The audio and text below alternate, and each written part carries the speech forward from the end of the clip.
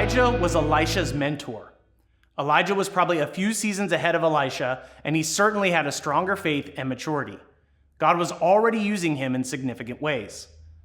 I wonder if Elijah had any hesitations when he went to find Elisha.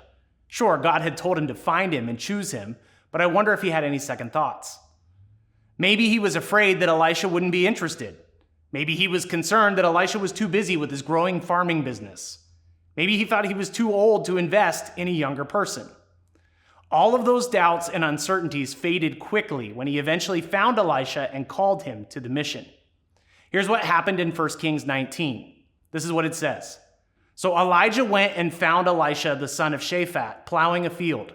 There were 12 teams of oxen in the field, and Elisha was plowing with the 12th team.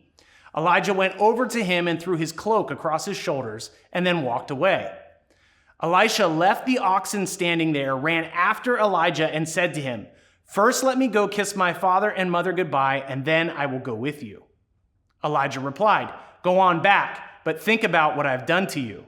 So Elisha returned to his oxen and slaughtered them. He used the wood from the plow to build a fire to roast their flesh. He passed around the meat to the townspeople, and they all ate. Then he went with Elijah as his assistant. Elisha was so honored by the opportunity to follow along and learn from Elijah that he completely destroyed his old way of life. He made it impossible to turn back. He was so honored by the opportunity to learn from Elijah that he could not think of anything better he could ever do. This was just the beginning. God was going to use both of these men in powerful ways to continue to shape our faith today. Elijah was willing to invest in Elisha. Elisha grew in his faith significantly by being mentored by Elijah. All of us today have benefited from their willingness and their obedience. Is God asking you to do something similar?